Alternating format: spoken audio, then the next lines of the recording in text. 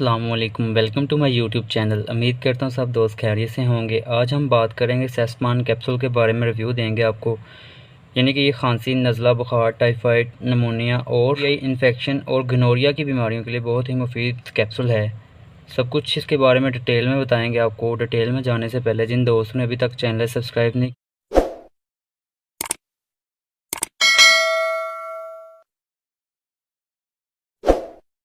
नहीं किया, उनसे गुजारिश है चैनल सब्सक्राइब कर दें, बेल आइकन पे क्लिक कर दें ताकि हर नई आने वाली वीडियो आपके पास बावक्त पहुंचती रहे। बात करते हैं सेस्पान कैप्सूल की। सेस्पान कैप्सूल जो है वो स्फिक्सिम है और उसमें 400 mg स्फिक्सिम मौजूद है। और इसकी प्राइस के बारे में बात करें तो ये 180 रुपये यानी कि 580 की आपको हर फार्मेसी से ईज़िली मिल जाएगी, हर मेडिकल स्टोर से।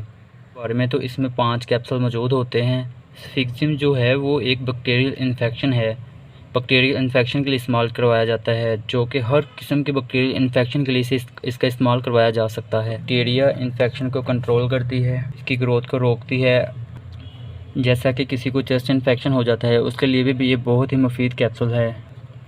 अगर किसी को गले में इन्फेक्शन हो जाता है या टॉन्सिस हो जाते हैं गले में, तो इस कंडीशन में भी इस कैप्सूल का इस्तेमाल करवाया जा सकता है। किसी को बुखार या नमोनिया हो जाता है या टाइफाइड बुखार हो जाता है, उस दौरान भी इसका इस्तेमाल करवाया जा सकता है। बुखार और नमोनिया को बहुत जल्दी ख़त्म करता है कैप्सूल। किसी के कान में इन्फेक्शन हो जाता है या कान के अंदर ज़ख़म बन जाते हैं या दाने बन जाते हैं, पीप आती है, रेशा आता है या दर्द होती है, उस दौरान भी इसका इस्तेमाल करवाया जा सकता है। अगर किसी को डायरिया या दस्त मोशन लग जाते हैं, इसके लिए भी ये कैप्सूल बहुत ही मुफीद है।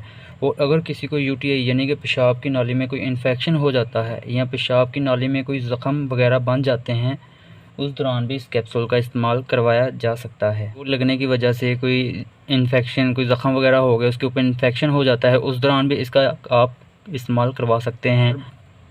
किस्म के बैक्टीरियल इन्फेक्शन को रोकता है। और अगर इसके नुकसानात की बात करें तो ये खाने से आपको वोमिटिंग आ सकती है, सर में दर्द हो सकता है करें अपने डॉक्टर की हिदायत के मुताबिक। जो भी मेडिसिन आप इस्तेमाल करते हैं अपने डॉक्टर की हिदायत के मुताबिक मेडिसिन इस्तेमाल किया करें, क्योंकि इनके साइड इफ़ेक्ट्स भी होते हैं। हम आपको बस मेडिसिन के बारे में रिव्यू देना होता है कि यानी कि ये कब खानी है, कैसे खा सकते हैं, ये किस इन्फेक्शन के लिए इस्तेमाल की जाती है, इसलिए अब ये अपने डॉक्टर की हिदायत के मुताबिक इसे आप इस्तेमाल करें। वीडियो पसंद आई होगी, वीडियो पसंद आए तो लाइक लाजमी किया करें और चैनल भी सब्सक्राइब कर दें ताकि हर नई आने वाली वीडियो आपके पास पहुंच सके। ओके, अल्लाह हाफिज़।